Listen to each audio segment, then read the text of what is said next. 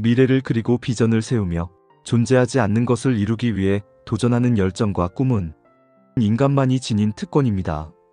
컴퓨터는 지루함도 없고 열정도 없지만 우리는 있습니다. 역사를 바꾼 혁신은 모두 인간의 꿈과 열망에서 나왔습니다. 당신의 잠든 가능성을 깨우는 곳, 성공마인드에 오신 걸 환영합니다. 앞선 일부 강연에서는 AI 혁명의 파도 속에서 급격한 변화를 보여주고 있는 콘텐츠 시장의 변화와 그 속에서의 기회와 대응에 대하여 알아봤습니다. 오늘은 산업 전반에 퍼지는 AI의 혁신을 주요 분야별 변화와 사례에 대해 알아보도록 하겠습니다. AI는 콘텐츠 산업 외에도 의료, 법률, 교육, 물류 등 다양한 분야에서 이미 게임 체인저로 활약하고 있습니다. 각 분야에서 무슨 일이 벌어지고 있는지 구체적인 사례와 함께 알아보겠습니다. 첫 번째, 의료. 의료 분야에서 AI의 발전은 가장 인상적이면서도 우리 삶에 직접적인 영향을 주는 변화 중 하나입니다. 얼마 전까지만 해도 의사는 인간만이 할 수 있는 고도의 전문직이라는 인식이 강했는데요. 이제는 AI가 의료 데이터를 분석하고 진단을 돕는 사례가 빠르게 늘고 있습니다. 예를 들어 영상의학 영역에서 AI는 수만 장의 MRI나 CT 영상을 학습하여 종양이나 이상 징후를 인간보다 빨리 그리고 정확하게 찾아냅니다. 미국의 대형 병원 상당수는 이미 AI 보조 판독 시스템을 도입하여 방사선과 의사들의 업무를 돕고 있습니다. 한 연구에서는 AI 보조를 활용한 유방암 검진에서 전문의 대비 13.8% 더 많은 암을 조기에 발견하면서 오진율은 낮춘다는 결과도 보고되었습니다.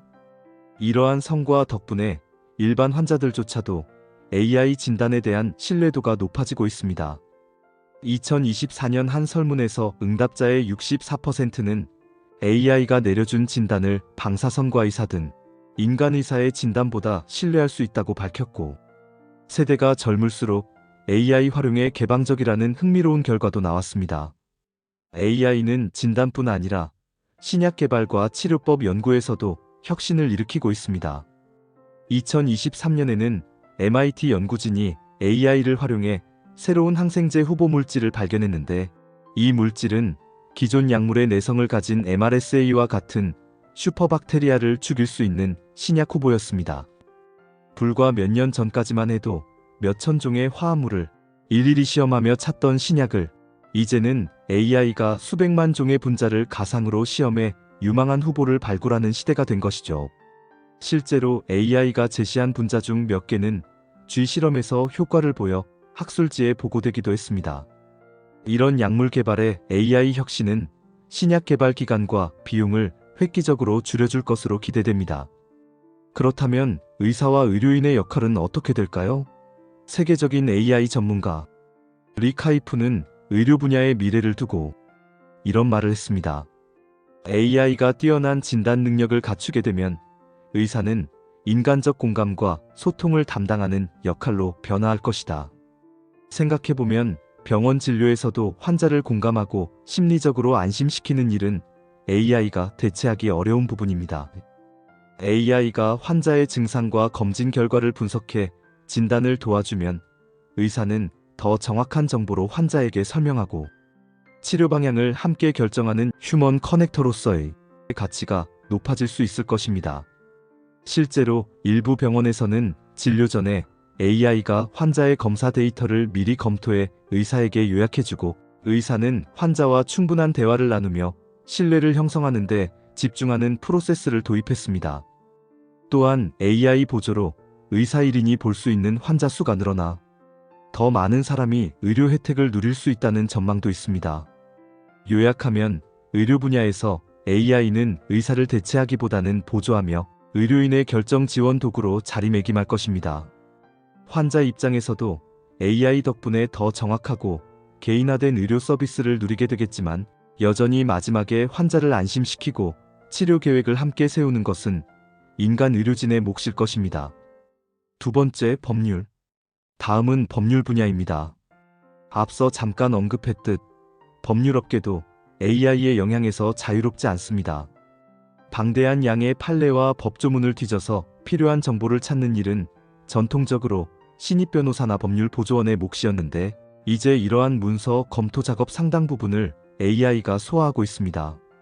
미국의 주요 로펌들은 오픈 AI 기술을 바탕으로 한 법률 AI 어시스턴트 합의를 도입해 변호사들이 질문을 하면 관련 판례와 자료를 몇 초 만에 찾아주고 초안을 작성해주는 서비스를 활용 중입니다. 그 결과 복잡한 계약서 검토에 걸리던 시간이 크게 줄었고 인수합병이나 소송 준비 같은 일에서도 효율이 대폭 올라갔습니다. AI의 뛰어난 속도 덕분에 로펌의 비즈니스 모델에도 변화 조짐이 있습니다. 기존에는 변호사가 일한 시간을 기준으로 수임료를 청구했지만 AI가 많은 시간을 절약해주니 성과 기반이나 정액요율 등으로 요금 구조를 바꾸려는 움직임이 나타나고 있죠. 예컨대 AI가 며칠 걸리던 증거 서류 조사를 몇 시간 만에 끝내주면 고객 입장에서도 시간당 비용보다 결과에 따른 비용 지불을 선호하게 될 수 있습니다. 그리고 AI가 신입 변호사 한 명 몫의 리서치를 해주기 때문에 로펌들은 지원 인력 규모를 줄일 수 있어 채용 구조도 바뀔 수 있습니다. 대신에 기존 변호사들은 AI가 처리 못하는 전략 수립이나 법정 활동, 고객 대면 업무에 더 집중하게 될 것입니다. 실제로 AI를 업무에 활용하는 주니어 변호사는 단순 작업에서 해방되어 더 빠른 속도로 고차원 업무를 배우고 성장할 기회를 얻고 있다는 분석도 있습니다. 그러나 이 분야에서도 인간만의 역할은 분명히 존재합니다. 법정 최종 변론, 협상 테이블에서의 설득, 의뢰인과의 신뢰 구축 등은 여전히 인간 변호사의 몫입니다. AI가 아무리 법리를 잘 찾아준다 해도 재판에서 판사와 배심원을 설득하는 호소력은 인간의 인간됨에서 나오니까요. 또한 법률은 언어의 미묘한 뉘앙스와 맥락이 중요한데 현재 AI는 때때로 할루시네이션 생성 문제를 일으키기도 해서 검증 없이 전적으로 믿기 어렵습니다. 그래서 현직 변호사들 사이에서도 AI는 유능한 신입 비서 같지만 반드시 사람이 검수해야 한다는 인식이 퍼져 있습니다. AI의 등장으로 줄어드는 일자리도 물론 있습니다. 반복적인 계약서 작성이나 간단한 법률 상담은 챗봇이 대신할 수 있어 법률사무소에 보조인력 수요가 줄 가능성이 제기됩니다. 하지만 동시에 새로운 전문 분야도 생겨납니다. 예를 들면 AI 법률 윤리 컨설턴트나 AI 법률 솔루션 개발자 등의 역할이 부상하고 있습니다. 그리고 가장 현실적인 조언은 미래의 변호사는 AI를 잘 활용하는 변호사가 될 것이라는 점입니다. 업계에서도 AI를 친구로 삼아 앞서가는 법조인이 되어야 한다는 조언이 나오고 있고 실제로 많은 젊은 법조인들이 프로그램 코딩이나 데이터 과학 지식을 법률 지식과 함께 익히는 멀티스킬러로 거듭나고 있습니다. 결국 법률 분야 역시 AI와 사람이 각자 잘하는 것을 결합해 시너지를 내는 방향으로 발전할 것이고 그 과정에서 AI를 다루는 능력이 법조인의 새로운 경쟁력으로 자리 잡고 있습니다. 세 번째, 교육. 교육 분야에서의 AI 활용은 어쩌면 가장 세상을 긍정적으로 바꿀 잠재력을 지닌 변화일 것입니다. 몇 년 전까지만 해도 학교에서 스마트 기기를 활용한 수업이 혁신이라면 혁신이었는데 이제는 AI 과외 선생님을 각 학생이 한 명씩 두는 시대가 열리고 있습니다. 칸 아카데미에서는 GPT-4를 기반으로 한 AI 튜터 칸미고를 선보였는데 학생들이 모르는 것을 물어보면 힌트를 주고 심지어 가상 역사 인물이 되어 대화하며 가르쳐주기도 합니다. 예를 들어 학생이 수학 문제를 풀다 막히면 칸미고가 어디까지 풀었니? 어디가 헷갈리니? 묻고 잘못된 방향으로 가면 슬쩍 교정해주면서도 정답을 바로 알려주지 않고 스스로 생각하게 돕는 식이죠. 이는 마치 1:1 개인 교사가 붙은 것과 유사한 효과를 냅니다. 모든 학생이 각자의 진도와 수준에 맞춰 학습할 수 있으니 학급 규모와 상관없이 개별화 교육이 가능해지는 것입니다. 또한 교사들의 업무도 AI 덕분에 변화하고 있습니다. 앞서 소개한 사례 중에는 아일랜드의 한 고등학교 교사가 챗GPT를 활용해 수업 준비를 혁신한 이야기가 있었죠. 이 교사는 처음엔 AI 때문에 자신의 일자리가 위협받을까 두려워했지만 막상 써보니 내가 할 일을 AI가 대신해주니 오히려 내가 더 가치 있는 일에 집중할 수 있게 되었다고 고백했습니다. 그는 챗GPT에게 학년과 과목만 알려주면 수준에 맞는 새 수업 아이디어와 활동지를 뚝딱 만들어내는 것을 보고 충격을 받았지만 이제는 그것을 적극 활용하여 자신은 학생 개개인 지도와 재미있는 수업 연출에 힘을 쏟게 되었다고 합니다. 그 결과 시험지나 실험지 만드는 등의 잡무에 들이던 시간이 줄어들어 업무 효율이 폭발적으로 높아졌고 퇴근 후 피곤함도 줄었다고 합니다. 실제로 챗GPT에게 수업 자료 준비를 시켰더니 밤새워 준비하던 실험 보고서, 문제지 작성 같은 작업이 순식간에 끝나버려 교사는 여유있게 수업을 준비할 수 있었다고 하지요. 이렇듯 AI는 교사의 역할을 보조하여 교사가 본연의 임무에 더 집중할 수 있게 돕는 조수가 되어주고 있습니다. 물론 교육 현장에서의 우려도 있습니다. 학생들이 AI를 악용해 숙제를 베껴낼까 하는 걱정과 AI가 잘못된 정보를 주면 어쩌나 하는 이구심도 있죠. 그래서 학교마다 AI 활용에 대한 가이드라인을 세우고 AI를 비판적으로 활용하는 법을 가르치는 움직임도 나타났습니다. 예컨대 숙제를 AI로 할 경우 출처를 밝혀라라든지 AI가 만든 답을 검증하는 법을 함께 지도한다는 식입니다. 결국 미래 교육에서는 지식 자체를 가르치는 것보다 AI와 함께 지식을 탐구하고 문제를 해결하는 능력을 가르치는 것이 중요해질 것입니다. 한 교육 전문가는 암기나 단순 문제풀이 능력은 AI를 이길 수 없다. 대신 인간만이 할 수 있는 창의적 사고와 비판적 판단력을 길러주는 교육으로 초점이 이동해야 한다고 강조합니다. 이는 이미 많은 교육자들이 공감하는 부분이죠. AI가 교실에 들어오면 학생들은 더욱 자기주도적으로 학습하고 교사는 코치와 동기부여자로 역할이 변모합니다. 궁극적으로 이는 교육의 품질을 높이고 개개인의 잠재력을 끌어올릴 수 있는 방향입니다. 다만 사람 사이의 정서적 교감과 스승의 멘토 역할은 AI가 채울 수 없는 부분이기에 이러한 부분에 교사들이 더욱 집중하게 될 것입니다. AI가 가르칠 수 없는 삶의 지혜나 도덕적 가치, 그리고 인간적인 격려와 영감을 주는 것이야말로 미래 교사의 핵심 역량이 될 것으로 보입니다. 네 번째, 물류 및 제조. 마지막으로 물류 산업을 살펴보겠습니다. 우리가 주문한 택배가 하루 만에 도착하고 공장에서 제품이 쏟아져 나오는 이면에도 이제 AI가 깊숙이 관여하고 있습니다. 물류 최적화는 그동안도 알고리즘으로 해왔지만 AI는 더 방대한 데이터를 실시간 분석해 최적의 경로와 재고 관리를 실현합니다.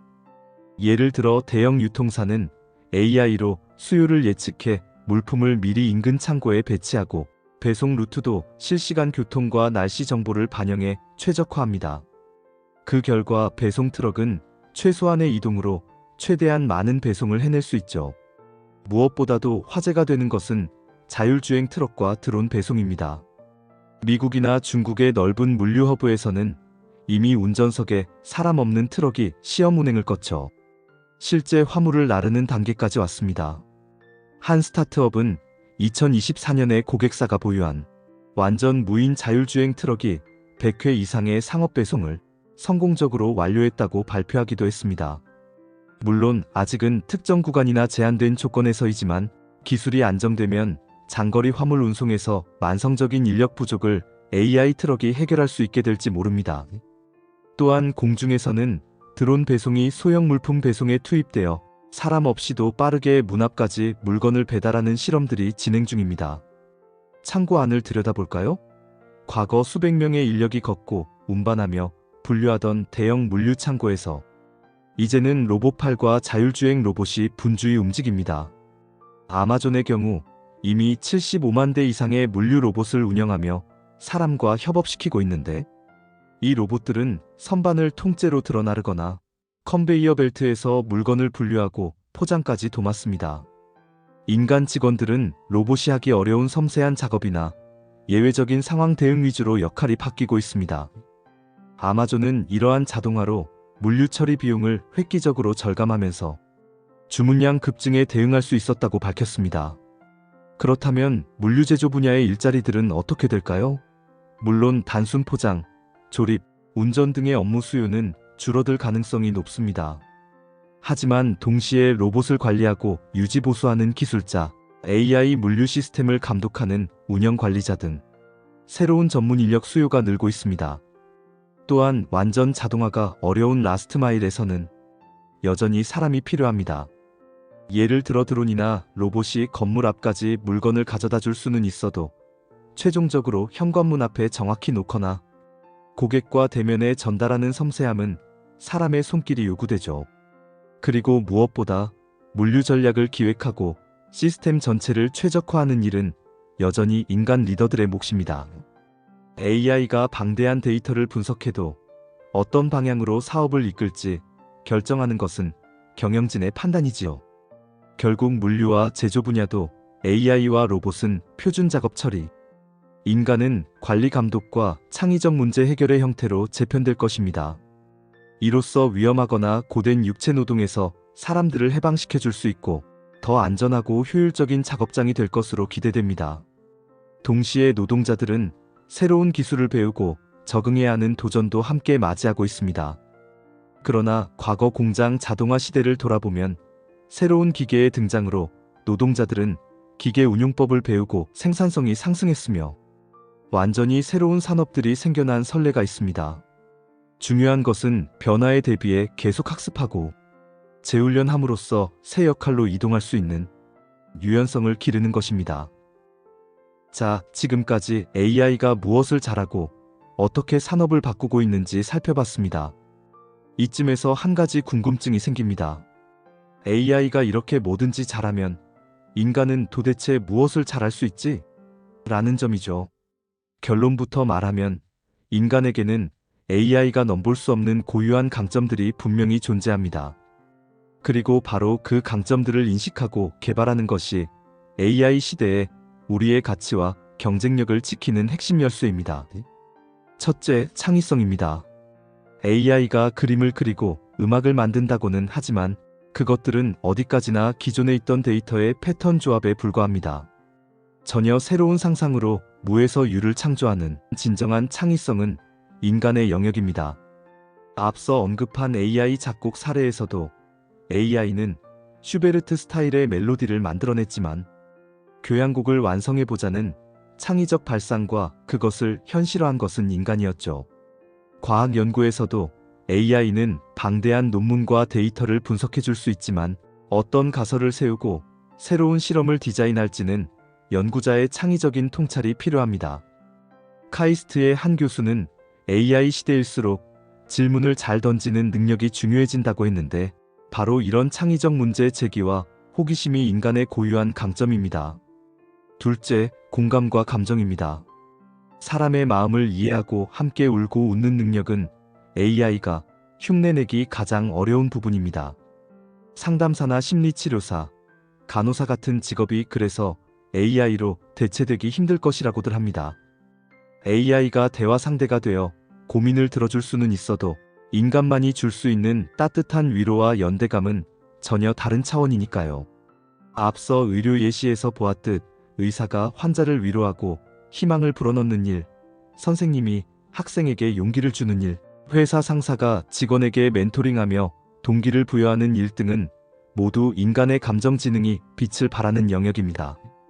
리카이프 역시 AI가 할 수 없는 두 가지 중 하나가 사람 사이의 신뢰와 관계 형성이라고 강조했죠. 결국 사랑과 공감이 인간을 AI와 구분짓는 힘이라는 말까지 나옵니다. 이는 비즈니스 세계에서도 마찬가지입니다. AI가 데이터를 분석해 고객에게 개인화된 추천을 해줄 순 있지만 고객과 인간적으로 교감하고 충성도를 이끌어내는 브랜드 스토리텔링이나 영업사원의 진심 어린 소통은 인간만이 해낼 수 있습니다. 셋째, 종합적인 판단력과 윤리의식입니다. AI는 주어진 목표를 달성하기 위해 최적화를 잘하지만 그 목표 자체를 설정하거나 여러 모순되는 가치를 조율하는 것은 어려워합니다. 사회나 기업에서는 어떤 때에 어떤 가치를 우선할지 결정해야 하는 상황이 많은데 이는 사람만이 할 수 있는 복잡한 판단입니다. 예를 들어 자율주행차의 윤리적 딜레마인 앞차와 충돌을 피하려다 보행자를 치위험에 처하는 문제에서 최종 결정을 프로그래밍하는 것은 인간의 몫이지요. 또한 법과 도덕의 경계, 책임 소재에 관한 문제도 AI에게 맡길 수 없습니다. 그래서 AI 시스템의 의사결정에 대해 인간이 최종 책임을 지고 개입하는 인간 감독 루프가 반드시 필요하다는 것이 전문가들의 견해입니다. 한마디로 AI는 판단을 보조하고 최종 결정은 인간이 내린다는 것이죠. 넷째, 유연성과 적응력입니다. 인간 두뇌의 뛰어난 점 중 하나는 전혀 처음 겪는 상황에서도 즉흥적으로 대처하고 학습할 수 있다는 겁니다. AI는 특정 목적에 맞춰 훈련된 전문가라면 인간은 상황에 따라 임기응변하고 새로운 것을 배워 또 적응하는 만능인입니다. 조직을 운영할 때도 급변하는 시장 상황에서 전략을 확 바꾸거나 예상치 못한 문제에 창의적으로 솔루션을 찾는 능력은 결국 사람들에게서 나옵니다. AI는 학습 데이터 범위 밖에서는 약점을 보이지만 인간은 경험과 직관으로 돌발 상황을 헤쳐나갑니다. 이런 종합적 상황 인지와 적응 능력이 바로 우리 인류가 수십만 년 생존해온 비결이기도 하지요. 마지막으로 호기심과 꿈을 빼놓을 수 없습니다. AI에게 네 꿈은 뭐니? 라고 물어보면 아마도 대답을 못할 겁니다. 미래를 그리고 비전을 세우며 존재하지 않는 것을 이루기 위해 도전하는 열정과 꿈은 인간만이 지닌 특권입니다. 컴퓨터는 지루함도 없고 열정도 없지만 우리는 있습니다. 역사를 바꾼 혁신은 모두 인간의 꿈과 열망에서 나왔습니다. AI는 그 꿈을 실현하는 데 도움이 되는 강력한 도구일 뿐이죠. 이렇듯 창의성, 감성지능, 윤리적 판단, 적응력, 꿈꾸는 힘 등은 AI로 대체 불가능한 인간만의 역량입니다. 결국 AI 시대에 우리가 집중해야 할 것은 이러한 인간적 강점을 더욱 발전시키고 이를 AI의 능력과 결합하여 극대화하는 것입니다. 결국 밀려오는 파도를 밀어낼 수 있는 방법은 없습니다. 이 변화와 혁신의 시대 중심에 서 있는 여러분이 할 수 있는 건 모래사장에 앉아서 파도가 지나가길 기다리는 것이 아니라 그 파도를 타고 완벽하게 일어설 수 있는 전략입니다.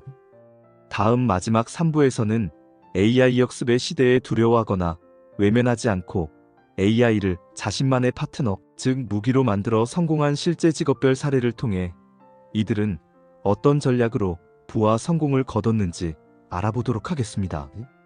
지금 이 시간에도 그들은 성공을 향해 달려가고 있습니다. 깨어나십시오. 당신도 할 수 있습니다. 여러분의 성공은 이미 시작되었습니다. 지금 이 순간의 선택이 내일의 인생을 만듭니다. 감사합니다. 성공마인드였습니다.